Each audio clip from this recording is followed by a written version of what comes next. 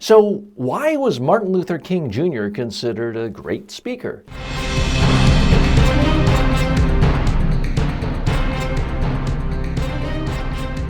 Speaking, the show about effective speaking in public, to the media, at work, and in life. Speaking with TJ Walker. Hi, and welcome. This program is coming to you originally on Martin Luther King Jr. birthday celebration, the national holiday in the United States. People ask me all the time, what was special about Martin Luther King Jr.? Why is he considered a great speaker? Why is his speech, the I Have a Dream speech, considered by many historians to be the greatest speech of the 20th century? We'll address all that in great detail on the program today. Thanks again for joining me on this day of celebration. For starters, since we do often look at the body language segment in the beginning of each program, let's hop into that. We'll talk about the body language of how Martin Luther King Jr. came across in that great On the Mall speech in Washington in front of that huge, vast audience when he gave the I Have a Dream speech. Body language.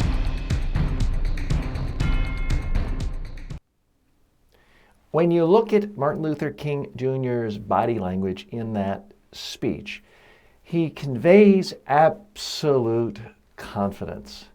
You don't see him shaking, you don't see him looking nervous, licking his lips, all the things speakers do when they're nervous. And let me tell you, I'm sure he was nervous. Of course he was an accomplished, experienced speaker, but he'd never spoken to an audience that large before.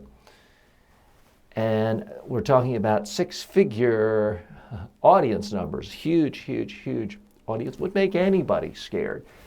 But he didn't look scared. He didn't sound scared. Again, how is this applicable to you?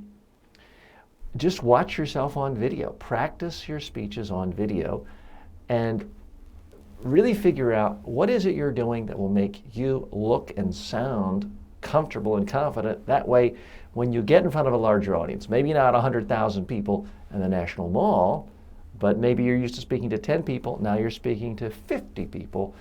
You've practiced, you know how you want to look and sound.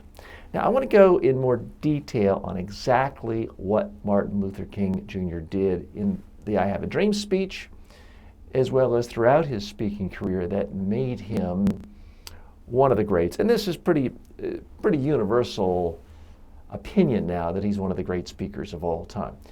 Interesting tidbit. When Martin Luther King Jr. was in college, or perhaps it was theology school, he got a grade of C in public speaking. Not many people realize this. To me, this is fascinating, although not particularly interesting, because in my own experience, I've seen speaking is not a habit someone is born with. It's not a skill someone's born with. You're not born with genetic skills in the way. All things being equal, someone 6'6" probably has a better chance of becoming a pro basketball player than someone 5'4". All things being equal. Speaking isn't like that. Speaking is one of the few things in life where you can learn at any age, well past the age of development for becoming a professional athlete or a professional musician. So never forget that. The other big fact I find, again, fascinating, but really not unusual at all, the year when Martin Luther King Jr. gave his I Have a Dream speech that went down in the history books, it wasn't his only speech, as you could imagine. Some of you are probably thinking, well, TJ, I'm sure he spoke frequently. He probably spoke, once a week. Maybe he spoke 50 times that year. No. Martin Luther King Jr. did not speak 50 times in that year. He spoke 300 times. He gave 300 speeches that year. In fact, it wasn't at all unusual for him to give 300 speeches. So part of what makes him a great speaker, it's what makes people great at anything.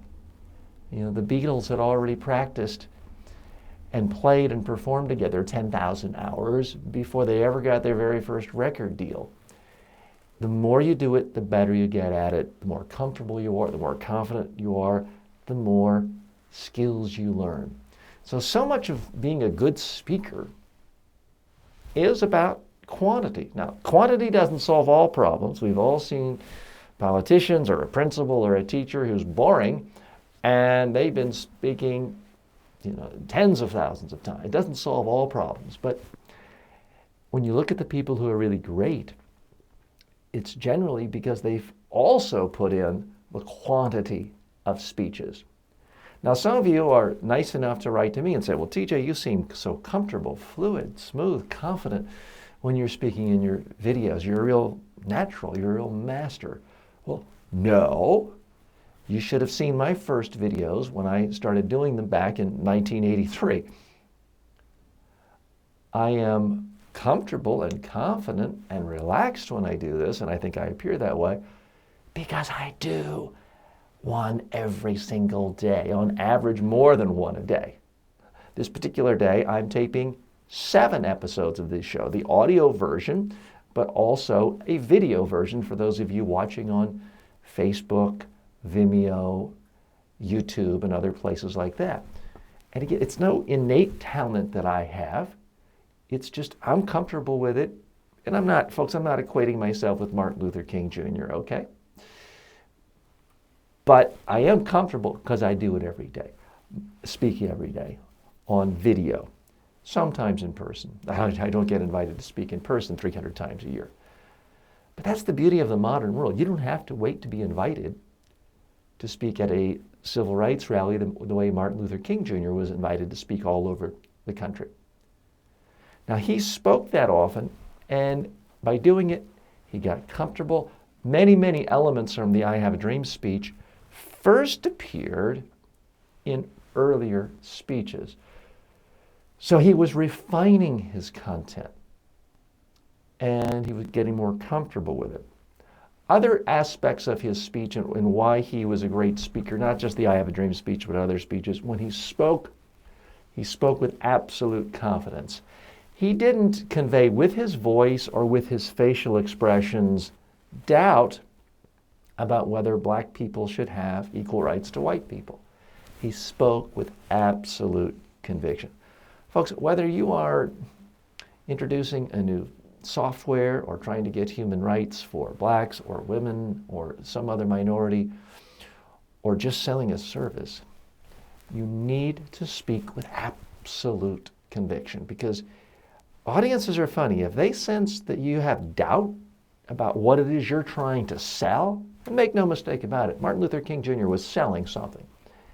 He was selling an unpopular idea that black people deserve the same rights as white people in America. It was very unpopular at the time.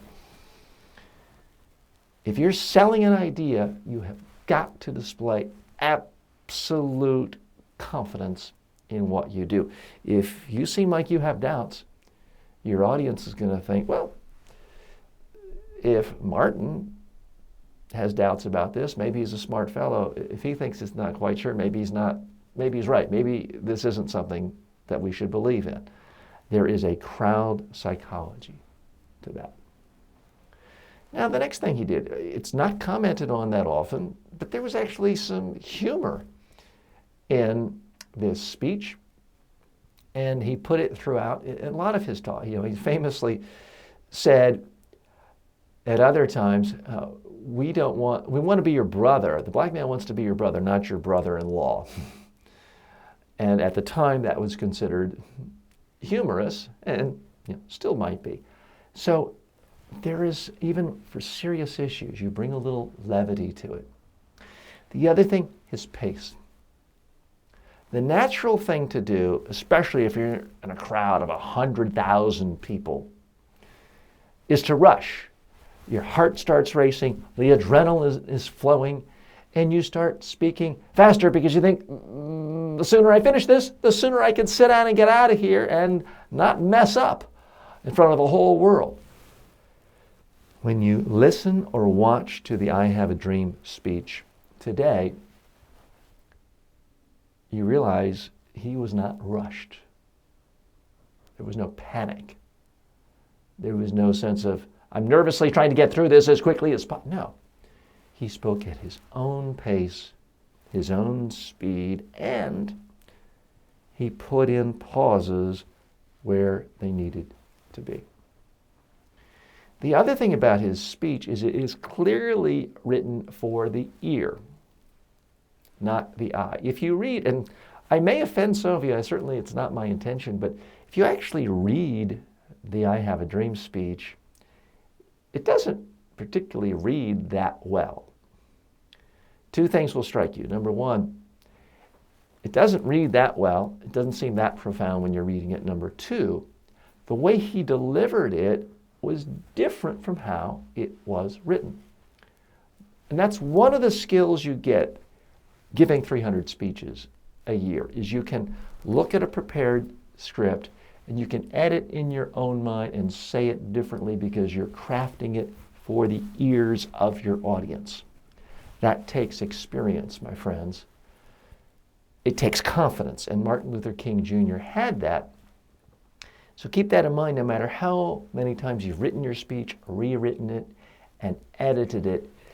If you're really confident, you've got to have the ability when you're speaking to craft your words so that they are perfect for the audience, for their ears, not simply following a script.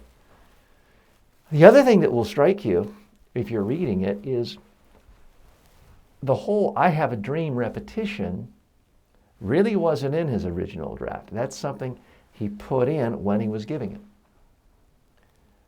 Because if you read something like that, it doesn't read well. There was some controversy among his staff at the time whether he should do that. He ignored the dissenters and decided, I'm going to stick with that refrain of I have a dream. Some people might have thought it was hokey, but you know what? It worked. Here we are talking about it. He's the one with a national holiday in his name, not Strom Thurmond and others of his contemporaries fighting on the opposite side of the battle. So he wasn't afraid to use repetition. A lot of speakers are afraid that if they repeat themselves, they'll seem boring. Repetition is a great way of driving home an important point for a big speech. So I'll have more on that in just a moment.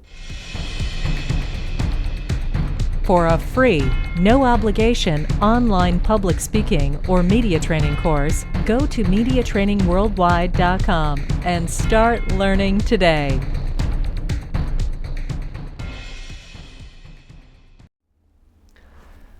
The other thing that makes his speech stand out, and if you want to go down as a great speaker, whether you're going down in the history books and actually get a holiday after you, I can't guarantee that. But if you want a reputation as being a great speaker, you have to say something different. You can't just say something bland and general that everybody already accepts.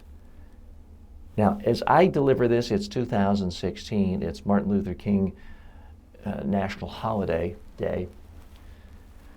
And what he stands for, equality of the races, black people being able to vote, start businesses, go to any restaurant, is not particularly controversial in the United States and in certainly most of the Western world, most of the world. It's not that controversial. Well, it was very controversial in the early 60s and certainly in the 50s when Martin Luther King Jr. really rose to prominence. It was, in fact, his ideas, they were widely hated by tens of millions of Americans, and depending on what poll you want to read, a majority of Americans, certainly a majority of white Americans, thought this guy was a dangerous, rabble-rousing communist, and he was denounced. So it's easy to look back today and say, well, everyone agrees with Martin Luther King. Of course, everyone across the whole political equation, all ideologies, everyone now supports and always did support Martin Luther King Jr. Well, no. He was a polarizing figure, and he wasn't afraid to stand up and say things that he knew in advance tens of millions of people listening would not agree and would in fact hate him for it. So folks, if you really want to go down in the history books with your speaking, you have to be willing to say things to change people's minds, to be on the forefront of something. And that means you saying something that currently a lot of people don't agree with. Now, folks, this particular show is not about politics, and we have supporters and viewers and listeners to this program all across the political equation and all sorts of different parties from all over the world. You're not here to listen to me or watch me pontificate on politics. This is about speaking. But I can tell you, if your goal is to really stand out as a truly excellent speaker, you've got to use your time on the stage, on the platform, in front of people, or in front of your own computer making a YouTube video or a podcast. You've got to figure out how to get people to really focus on the issue you care about and to convince them that your vision is right, and they may have to discard certain views that they had before that they simply don't like, or that they might not like your views, and they have to give up something they're currently comfortable with. That is a part of real speaking greatness, is when you can mobilize people to your viewpoint, even though your viewpoint might currently be hated and detested, because that is, in fact, what Martin Luther King Jr. did. Now, so what are some other lessons that we can take away from this speech that we have to be careful of? Here's one thing. When Martin Luther King Jr. spoke, there was a particular context. He was focused primarily on 100,000 people or so who were there. So if you listen to his speech, it has sort of a grand oratorical, rhetorical focus to it, and it sounded elegant, dignified, and very oratorical. It worked for him at that time for several reasons. For starters, he was focused on the audience there. For the TV coverage, then and later, focused on the huge crowd, had wide shots. So it created this image of him of being hugely dignified, refined, a true statesman. He didn't come across as angry or screaming or like a kid or someone junior or spouting off. And let's not forget, in the early 60s, many Americans, white Americans, their perception of a black man was someone who wasn't educated. If he was involved in politics, it was doing dangerous, irresponsible, sort of crazy things. That was the perception. So to see someone in a suit and tie speaking as the most prominent senator of the time would, or the most prominent president of any country would, it really set the right tone. Now, here's the part you got to be careful about. A lot of speakers today try to imitate that. And if you imitate that today in the era of television and people being conversational, there is the danger you will look stilted, uncomfortable, pompous, bombastic, overly formal. And folks, I'm going to use partisan examples, but I'm being unpartisan. Ronald Reagan, great communicator, but he understood in the age of modern television, you had to sound like you're talking to one person. So Ronald Reagan's style really was not like Martin Luther King Jr.'s style. They both worked at their times, but Ronald Reagan had a more modern conversational style, even when he was giving a State of the Union or an inaugural address. Now I'm going to contrast this with a prominent Democrat, John Kerry, the former U.S. Senator, went on to become Secretary of State, and was the 2004 Democratic nominee for president. He actually had a style that was more like Martin Luther King Jr., John F. Kennedy. I say to you today, my fellow Americans. It was more stilted, more formalistic, less conversational. It is one of my theories as to why John Kerry didn't win the 2004 election, just because he had a very old-fashioned rhetorical style. So that's my one bit of advice. If you're using Martin Luther King Jr. as a role model, don't copy the aspect of sounding overly formal. It worked in the right context for him. It doesn't work for most people today. Do you have a speaking-related question for #1 USA Today best-selling author T.J. Walker? For more than 30 years, Walker has been a public speaking coach and media trainer to presidents of countries, prime ministers, CEOs, Nobel Peace Prize winners, professional athletes, and Miss Universes. Send your questions to info@mediatrainingworldwide.com or on Twitter @TJ Walker. I'm TJ Walker. Thanks for joining me. As always, may all of your speaking opportunities in life be a huge success.